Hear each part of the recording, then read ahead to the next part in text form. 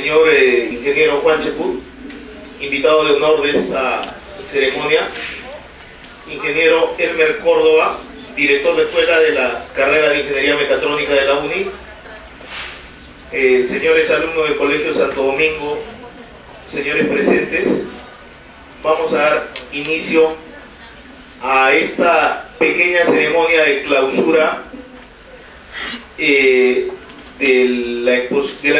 de la clausura del curso de robótica y mecatrónica dirigido a la comunidad escolar del Colegio Santo Domingo. Dentro de la ceremonia nosotros hemos creído por conveniente empezar esta con una conferencia magistral del ingeniero Juan Cheput, quien, como todos sabemos aquí, tiene una reconocida trayectoria política en nuestro medio. Fue ministro de Trabajo, siempre está presente en las actividades políticas y cuando se trata de verter opinión sobre nuestra situación política. En tal sentido, para nosotros es un honor presentarlo como primer número de la ceremonia al ingeniero Juan Cheput, para quien pido un fuerte aplauso.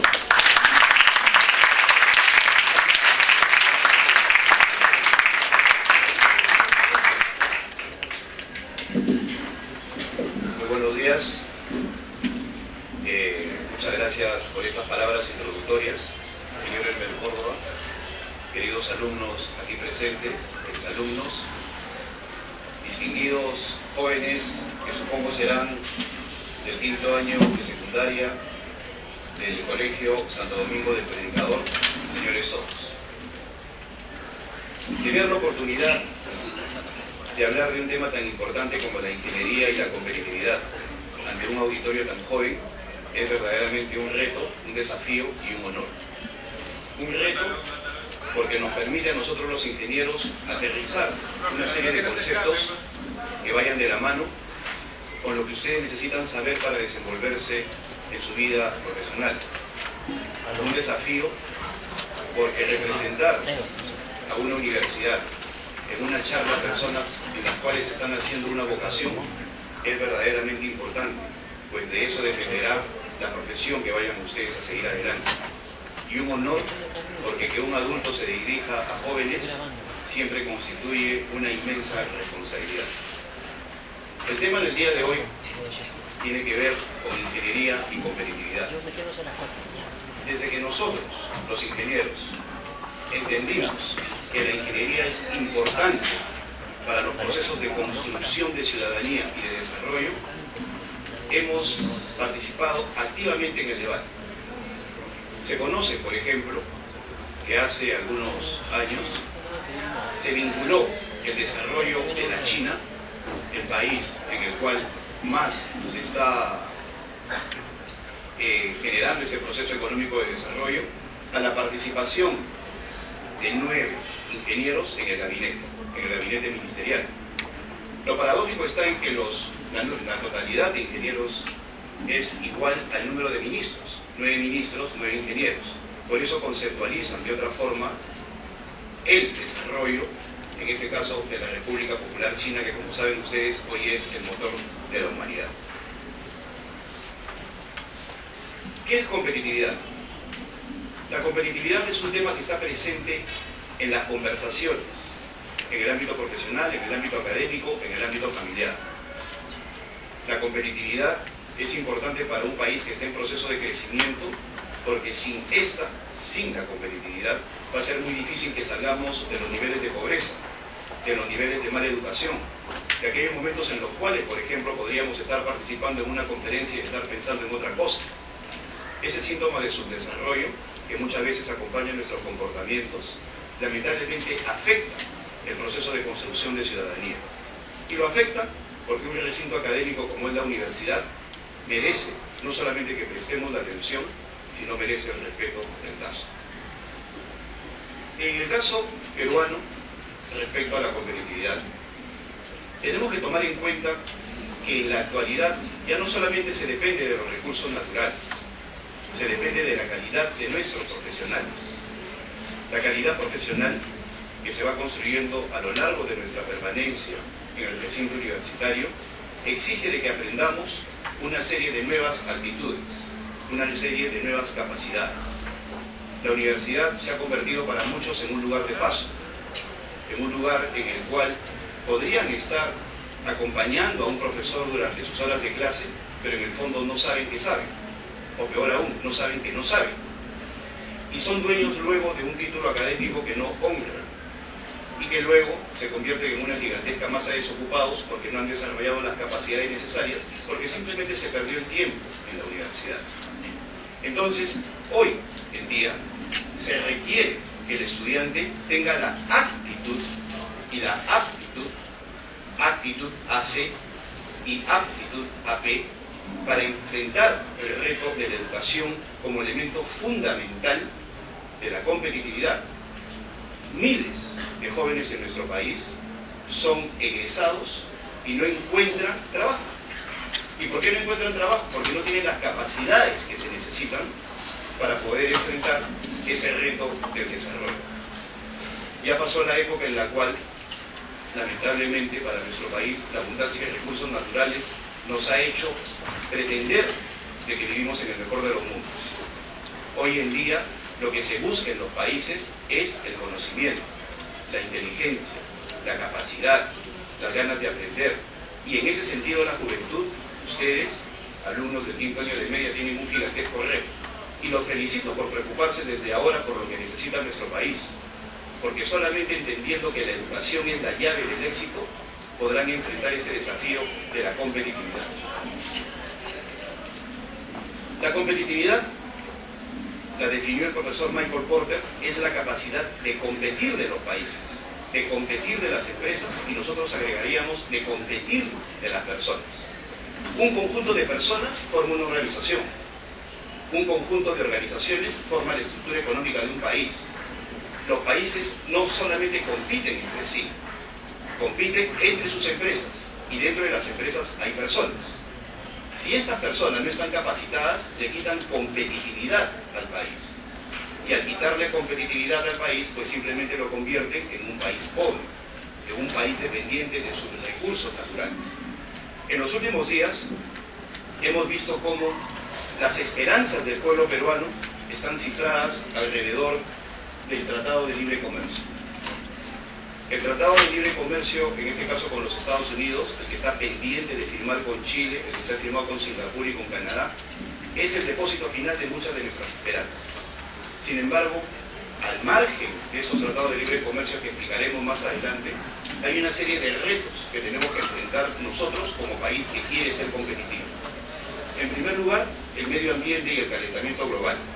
Ya es una realidad de que el Perú está enfrentándose a un grave problema en un corto plazo por el calentamiento global. Toda la costa peruana depende de caídas de agua, de los glaciares que se convierten en ríos. El río Rímac, el río Lurín, los que tenemos cercanos, los otros ríos de la costa, descienden de los glaciares. Solamente el 2% de las aguas que caen de esos glaciares se aprovechan. Y con ese 2% se construye el 58% del total de la agricultura peruana. El 98% restante, la gran cantidad de agua se va al mar, porque no hay depósitos suficientes que las contengan en su caída. Y por otro lado, hacia la otra cuenca, hacia el Amazonas, el desperdicio es casi del 100%. Nos jactamos de tener el río más grande del mundo, el Amazonas, es algo que ha salido hoy en los periódicos, pero sin embargo la totalidad de ese río va a desembocar al océano Atlántico. Entonces no aprovechamos las aguas porque la ingeniería aún no encuentra como un desafío el saber contener eso y sobre todo evitar de que se evapore o se vaya al mar. Y cuando nosotros nos tengamos que enfrentar a problemas como la ausencia de líquido vital, pues recién ahí reaccionaremos y veremos cómo vamos a poder aliviar el estrés de aquellas plantas que se encuentran hoy en día poblando la costa peruana, plantas que tienen que ver con la producción agrícola de nuestro país, si es que va a haber una ausencia de líquido elemento.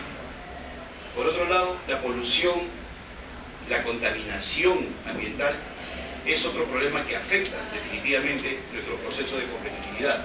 la energía, estamos viendo el tema de los biocombustibles, el alza del petróleo, no tenemos la cantidad suficiente de ingenieros que estén haciendo procesos de investigación y desarrollo para sustituir el petróleo. Si sabemos que no vamos a tener agua, si sabemos que el petróleo está caro, si no hay agua no va a haber energía eléctrica, la solución, la gran solución sería la energía nuclear. Pero conversando con amigos físicos, hace muy poco, con un físico nuclear, con el físico Modesto Montoya, me decía que el gran problema por el cual no tenemos plantas nucleares en el Perú, no solamente es porque el gobierno no aporta, el gobierno podría aportar, el problema es que no tenemos físicos, no tenemos científicos que puedan sacar adelante ese proyecto nuclear. Entonces hay un gran problema de capital humano. Capital humano es el grupo de profesionales que podrían impulsar un proceso alternativo de energía para poder enfrentar este cambio que se viene en la humanidad.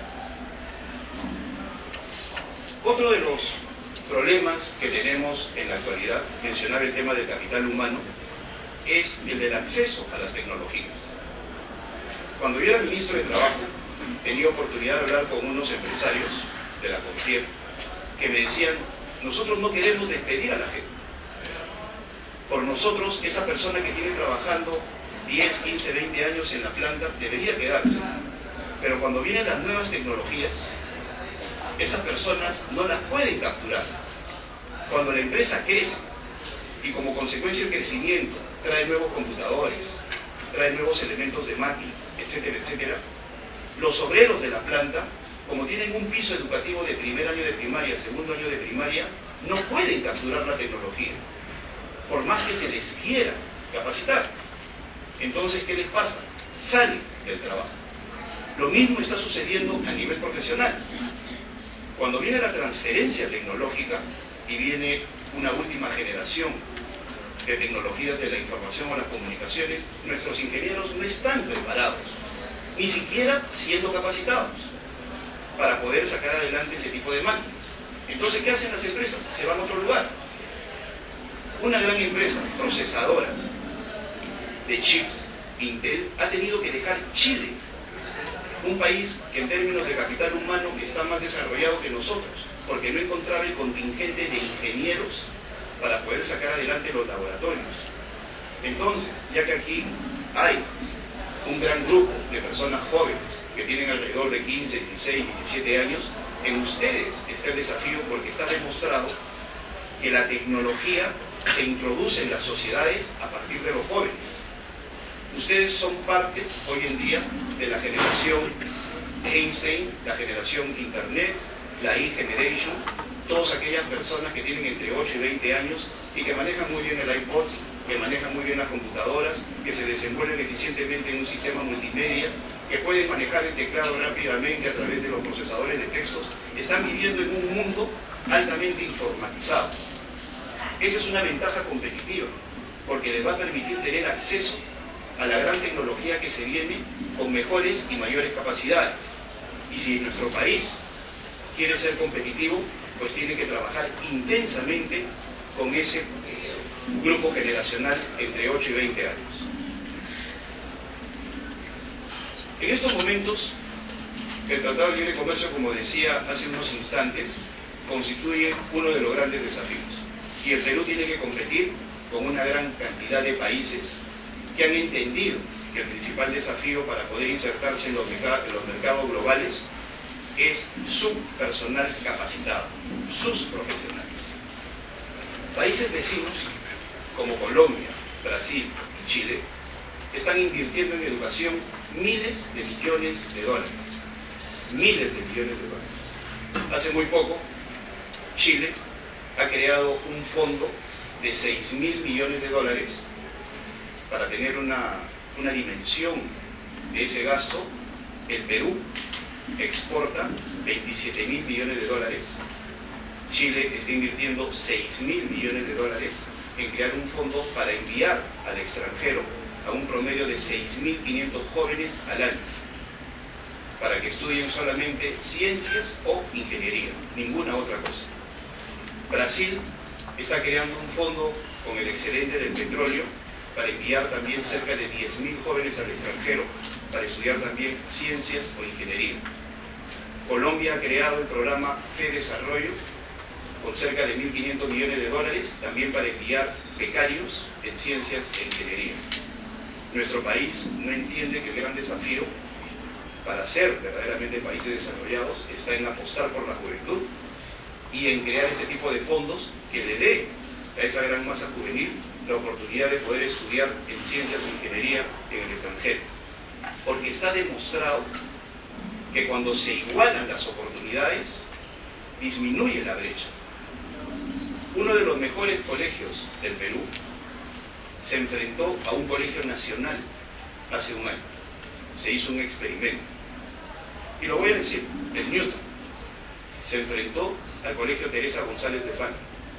Sin que ninguno de los dos lo supiera, se le dio las mismas herramientas computacionales, de idiomas y de robótica, porque se trabajó con el Lego educacional. Y en el momento de competir, disputaron la final y ganó el Teresa González de Falla. Y eso lamentablemente no fue publicitado en los medios de comunicación. Pero eso que demuestra que cuando a los jóvenes se les da las mismas oportunidades de aprender, se nivela la brecha educativa. ¿Cuál es el problema que hay en la actualidad? Que como hay distintas oportunidades, siempre el que más tiene, más oportunidades va a tener. ¿Cómo se nivela esa brecha social? Pues simplemente con la educación y la oportunidad. Y ya se demostró, un colegio nacional le ganó al mejor colegio del Perú, al que más cobra, el que mejores laboratorios tiene, el que mejores profesores tiene. Lo único que tuvo que pasar fue que a las chicas de Teresa González de Falla se les preparó en idiomas, en robótica y en computación. Y a la hora de competir, ganaron. Ese es el mérito de la educación pública. Cuando la educación pública es de calidad, nivela la brecha y obliga a los particulares a mejorar. Porque de esa manera existe una sana competencia en el mercado. Y la educación nos nivela a todos. El mejor tarjetazo no es el amigo, es lo que tengo en la cabeza. Si no amoblamos la cabeza con conocimientos, no vamos a poder competir. Y si no podemos competir, nos vamos a frustrar. Y cuando nos frustramos, viene la mala crianza, viene el pandilleaje, viene la delincuencia, viene la droga, porque no veo un futuro. Pero si tenemos la cabeza amoblada, con conocimientos, con sentidos, con educación, pues simplemente encontramos un futuro y no perdemos el tiempo. Porque el principal capital que tiene un joven es su tiempo. No existe otro tipo de capital para un joven aparte de su edad. Es su tiempo. El Perú, ¿a quiénes le vende? Vamos a pasar rápidamente esto como una especie de introducción para que vean que si bien es cierto es una esperanza el TLC, en el fondo también puede ser una frustración.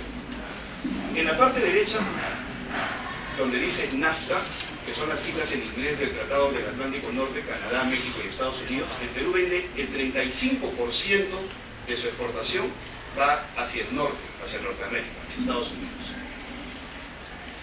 Las importaciones de los Estados Unidos, o sea, todo lo que compra Estados Unidos, al Perú solamente le compra el 0.23%.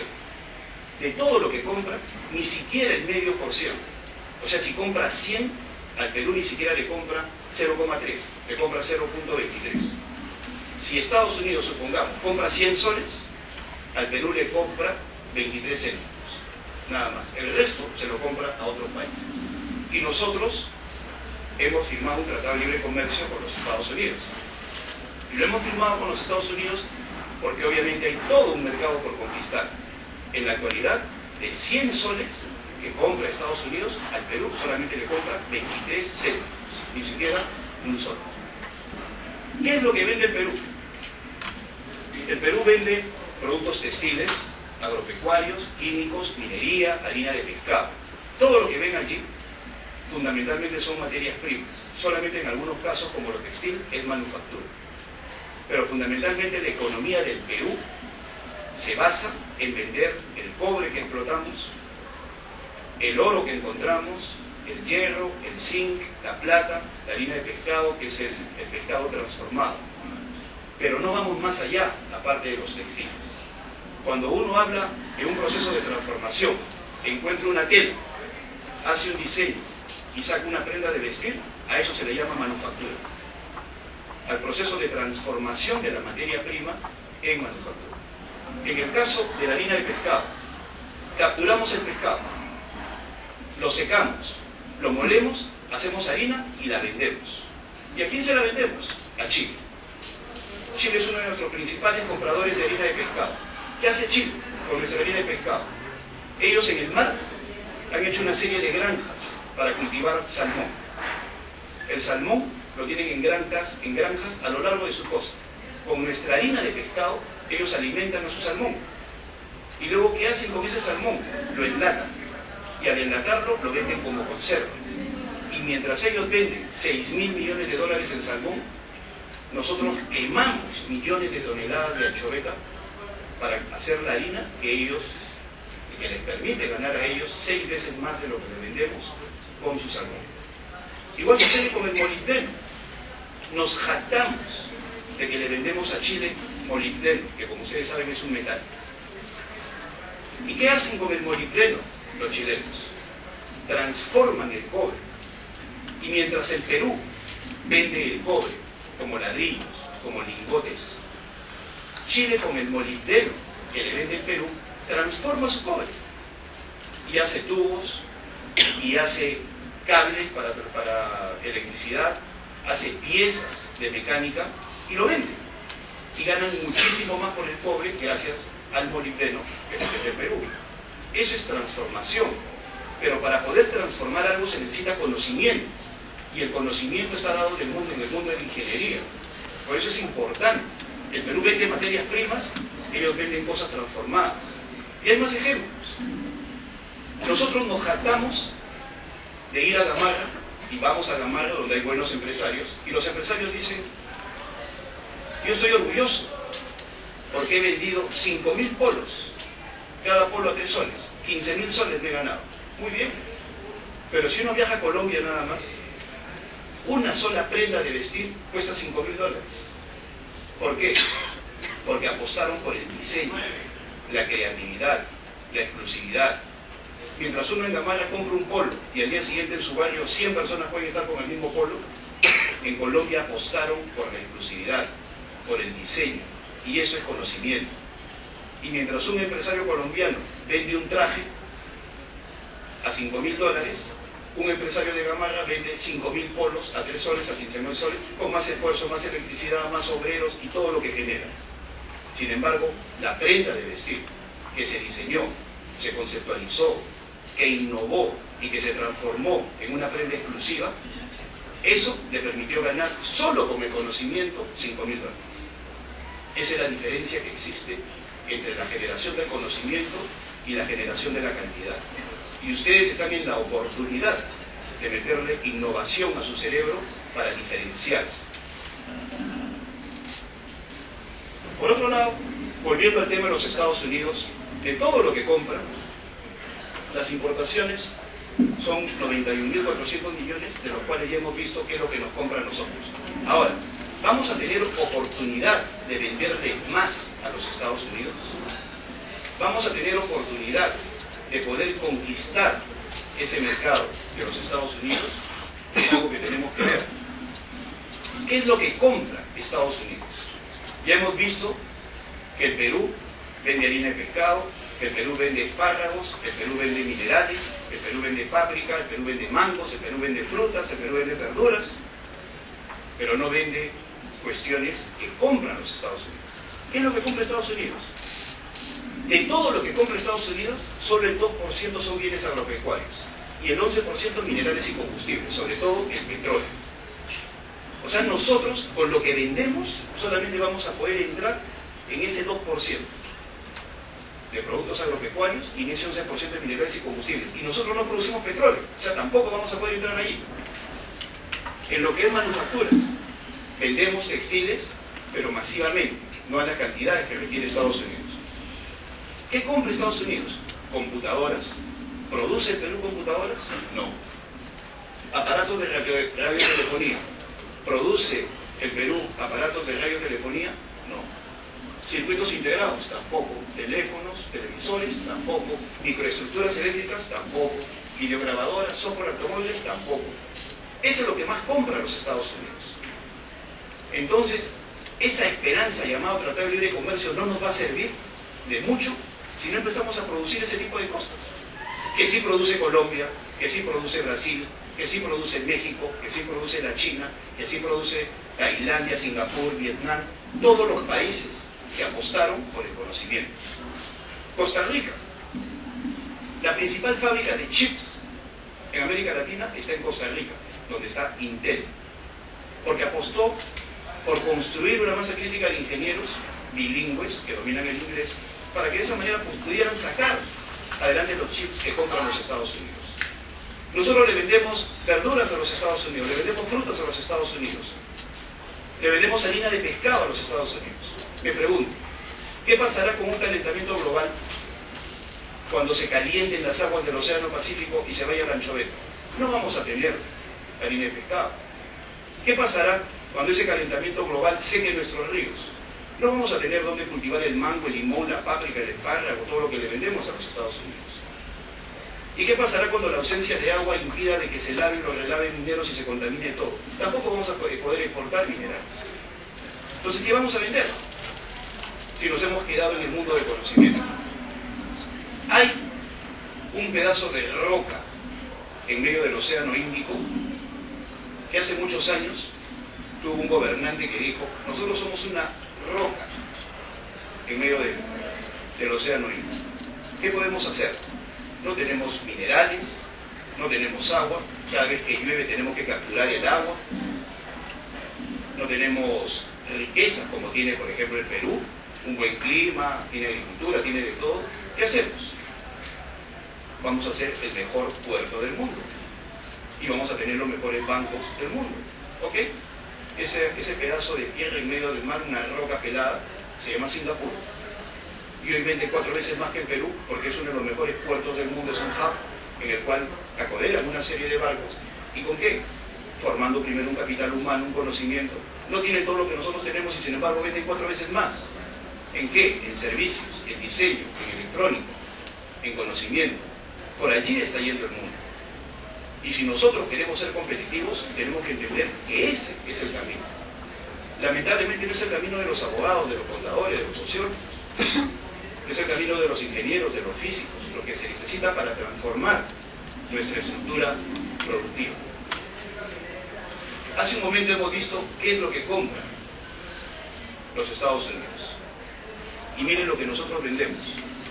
Leche evaporada, chalecos, manufacturas de hierro, nada fundamentalmente de lo que compran los Estados Unidos. Por lo tanto, ese tratado de libre comercio, que es importante, servirá sí y solo si empezamos a apostar por una inversión en mediano y largo plazo por la educación. De lo contrario, no vamos a salir del círculo vicioso de la materia prima y no vamos a poder competir con países que sí han entendido que la ecuación del éxito tiene una palabra que se llama educación. Ahora, para poder nosotros ingresar en ese terreno de la competencia y aprovechar mercados como los Estados Unidos, la ingeniería tiene un papel muy importante. ¿Qué tipos de ingeniería? Las que aparecen ahí en la lámina. La química, la mecánica, la electrónica, la industrial, la mecatrónica, civil, sistemas. Todas ellas juegan un papel importante. Por ejemplo, la ingeniería civil. La ingeniería civil nos va a permitir dotar al país de una gran infraestructura a nivel de carreteras, de puertos, de caminos. Si nosotros, en este mismo instante, una persona para ir de acá, de la Universidad Ricardo Palma, a un lugar cercano de la capital, podríamos hablar de Puente Piedra. Queremos irnos de acá a Puente Piedra, nos demoramos con reloj aproximadamente 1 hora y media. De acá a Puente Piedra. Un vuelo en avión a la ciudad de Quito, Ecuador, dura 1 hora y 4. Ir hasta Ecuador a 1500 kilómetros demora 1 hora y 4. Ir acá nomás a Puente Piedra nos demora 1 hora y media. Si queremos ir en estos momentos a Huancayo, sale en estos momentos un auto a Huancayo que está a 280 kilómetros y para llegar a Huancayo que está a 280 kilómetros nos demoramos 8 horas. para llegar a Huancayo. Y eso con suerte, si es que no cae un Huayco. Para irnos a Miami, que está a 5.000 kilómetros, nos demoramos 5 horas en avión. Ustedes dirán, una cosa es avión, otra cosa es carro. No, eso demuestra la fragilidad de nuestra infraestructura. 2 regiones, Moquegua y Tacna, han colapsado simplemente porque tomaron un puente. Un solo puente bastó para que 2 regiones que producen la gran cantidad de cobre en el Perú colapsaran. Moquegua y Tacna. Ese es el drama de no tener infraestructura. Imagínense ustedes a una persona, a un gran empresario, que tiene en Huancayo su fábrica de quesos y de leche, y que firma un contrato con sus amigos que tiene en Miami para exportar quesos. Y dice, te lo exporto y está en Miami en 15 días. Contrata el barco, contrata su seguro, contrata el camión que va a llevar sus quesos para vender a la comunidad peruana en Miami, y sale de Huancayo y cae un Huayco. Y como cayó un Huayco, se detiene el camión. Y como se detiene el camión, pierde el barco. Y como perdió el barco, perdió la oportunidad de vender. ¿Qué pasó con ese empresario eficiente? Simplemente colapsó, quebró, llorará, cobrará el seguro, pero ya perdió a los clientes. Eso es competitividad. Ser competitivos significa dotar de infraestructura a nuestros empresarios para que puedan tener éxito en este proceso global de competencia. Y si el Estado no le brinda a los competidores, en este caso a los empresarios, las posibilidades de ser eficientes, ¿de qué les vale ser eficientes? Si un Huayco, una lluvia, va a paralizar nuestras posibilidades de vender a los Estados Unidos. Y ese señor que llamó por teléfono, que contactó, que mandó sus folletos, quieren comprar queso, yo les preparo los quesos, profabricó, compró la leche, compró los insumos, le pagó sus obreros, pagó el agua, las licencias, hizo todo. Contrató el barco, manda su camioncito con queso para que llegue el barco, y se cayó un Huayco, se paralizó el camión y simplemente jamás llegaron los quesos. Eso es falta de competitividad. Y allí juega un papel importante la ingeniería, dotando de infraestructura al país para que de esa manera pueda ser competitivo. Igual la ingeniería industrial. Si las empresas tienen que ser más eficientes, pues es obvio que los ingenieros industriales juegan un papel importante ahí, rediseñando los procesos, reorganizando la empresa, mejorando las formas como podemos ser más eficaces y más eficientes. Eficaz, hacer las cosas rápido. Eficiente, hacerlas bien. Porque uno puede ser eficaz, hacer las cosas rápido, pero hacerlas mal. Por lo tanto, no es eficiente. Uno tiene que hacer las cosas rápido y bien, ser eficaz y eficiente, controlando los gastos, los costos, etcétera, etcétera. He allí el mérito de una carrera como la ingeniería industrial que permite casualmente mejorar los procesos industriales. La mecatrónica, los sistemas, la informática, van de la mano de lo que son las tecnologías de la información. Hace muy poco nomás se hablaba de que la mano de obra va a descender porque la robótica va a reemplazar a la mano de obra, sobre todo de los obreros. En estos momentos las cosechas de uva son con robots y se hace ya en el Perú y se hace en Chile, porque se está llegando a altos niveles de especialización tecnológica. Entonces, existe en la mecatrónica, existe en la informática, existe en las tecnologías de la información una gran oportunidad y un desafío para la ingeniería. El problema es que capturemos ese desafío. No hay que seguir cayendo en esas trampas del marketing donde nos ponen en la televisión, en diversos lugares, a una persona exitosa en su auto, con su terno, y dicen, ven a estudiar Derecho. Lamentablemente, profesiones como esas ya no se necesitan en el país.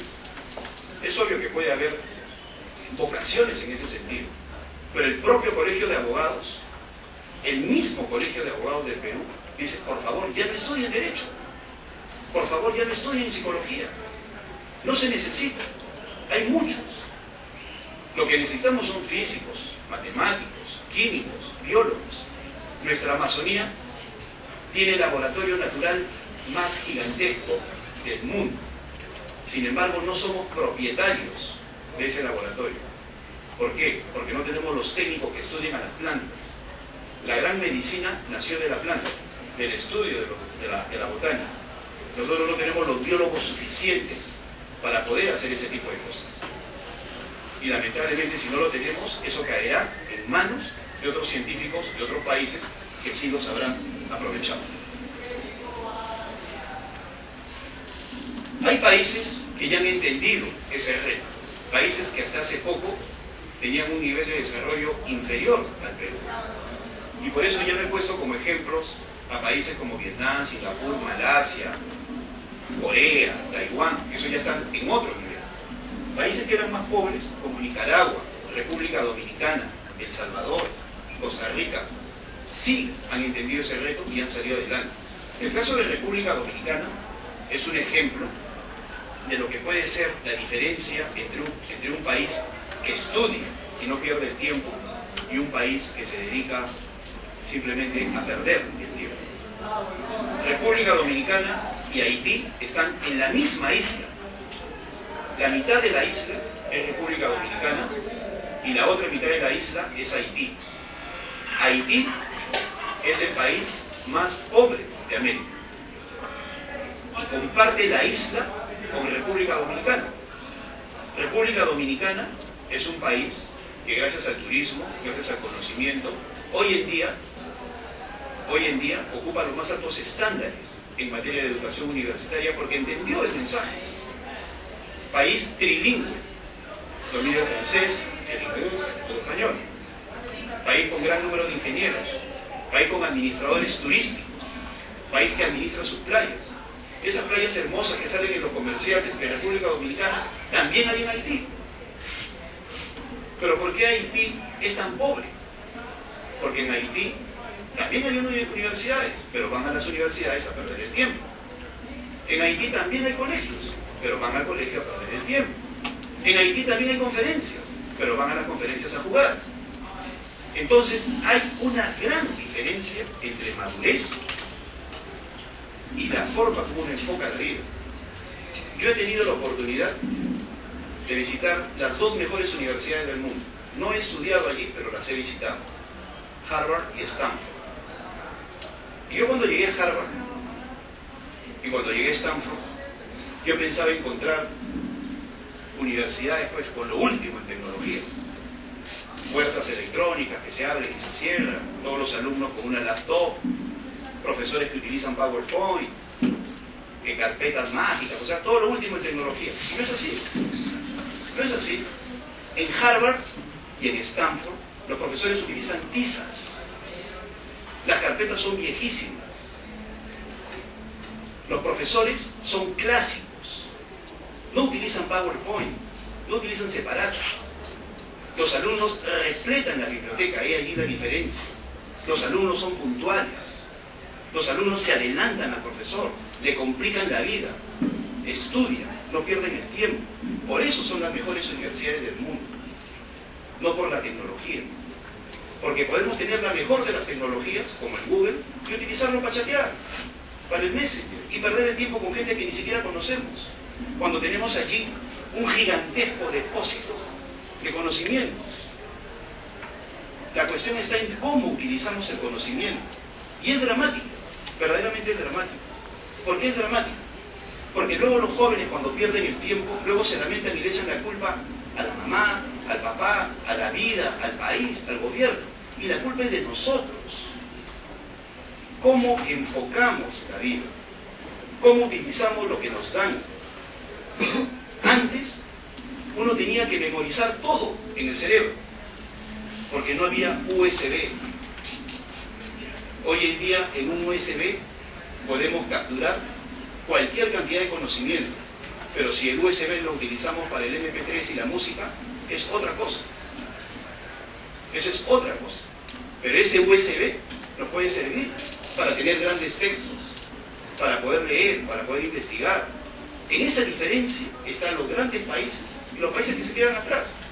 Para todo hay tiempo. Hay tiempo para jugar, para divertirse, para ir a fiestas, pero también hay tiempo para estudiar. Y la principal función de un joven es esa, estudiar. Porque sobre ese joven se va a depositar el futuro del país. Cuando nosotros vemos que estas herramientas de las tecnologías y de la información se utilizan en cosas que no son provechosas, pues generan un problema, no solamente a ustedes, sino también al país. Porque no se está aprovechando ese crecimiento, ese capital humano, en cosas que verdaderamente valgan la pena. Entonces, para que nuestro país verdaderamente se convierta en un país altamente competitivo, tenemos que incrementar nuestra masa crítica de técnicos, ingenieros y científicos. No existe otra posibilidad de poder ser altamente competitivos. Eso es lo que verdaderamente va a marcar la diferencia cuando nosotros queramos, por ejemplo, aprovechar los tratados de libre comercio que tenemos con otros países. Ahora, la información del ingeniero está cambiando. Y de esto yo lo estoy hablando con mis alumnos acá en la Universidad Ricardo Palma y en otras universidades. Cada vez más la universidad está dándole prioridad, y ese es un debate que se está dando a nivel mundial. Mejor dicho, ya la solución a ese debate ya la encontraron en los países más desarrollados. En Latinoamérica se está dando hoy en día ese debate, en el cual se tiene que volver al rigor matemático y científico. Hay muchos cursos que se enseñan hoy en día en las carreras de ingeniería, que cuando uno termina la carrera ya son cursos obsoletos, que no sirven. Entonces, si tenemos un mundo cambiante, tenemos que prepararnos para ese mundo cambiante. ¿Y cómo nos preparamos? Incrementando nuestros conocimientos de matemática. La ingeniería tiene que volver a sus momentos de oro, en el cual la matemática era la base de la ingeniería. Incrementarse más a las ciencias, dominar el inglés, ya no pretender saber inglés simplemente para llenar el tiempo. Si no queremos ser analfabetos funcionales, tenemos que entender que un desafío es dominar el inglés con fluidez, porque es el lenguaje que nos va a permitir comunicarnos y tener acceso a una gran cantidad de conocimiento. Hay universidades ya en el país y universidades en el extranjero en el cual el octavo, el noveno y el 10º ciclo se dan las clases o en inglés o en español, uno decide. Porque se ha entendido que el inglés es el idioma que nos permite ingresar casualmente a ese mundo de conocimientos. Dominar las tecnologías de la información. Uno no puede vivir aislado de lo que es los conocimientos informáticos, estar un paso más. Es eso lo que verdaderamente nos va a dar ventajas competitivas. ¿Y por qué? Se está abandonando los cursos tradicionales. Porque, como les decía hace un rato, se da la paradoja. Y yo lo vivía en la Universidad Católica, que nos enseñaban a utilizar la regla de cálculo cuando ya existían las calculadoras. Y hoy en día, como dice un profesor, Mario Weisblut, de la Universidad Católica de Chile, se enseña ingeniería de concreto armado cuando las Torres Gemelas no utilizaron concreto armado. Ya no se va a utilizar porque se está yendo a otro tipo de material de construcción. Entonces, ¿para qué se enseña concreto armado? O se enseña PSP, o se enseña organización y método, cuando hay otras formas de entender los procesos hoy en día.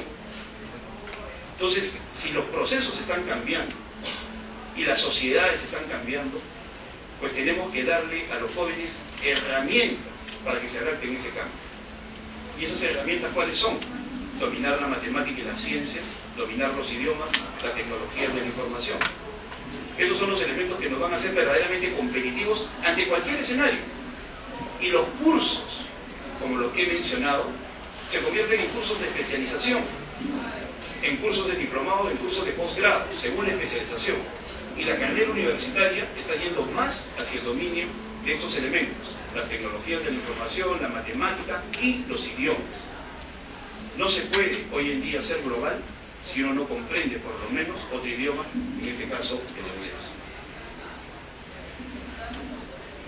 Como decía hace un instante, si queremos verdaderamente una ingeniería competitiva, tenemos que volver a los albores de la ingeniería.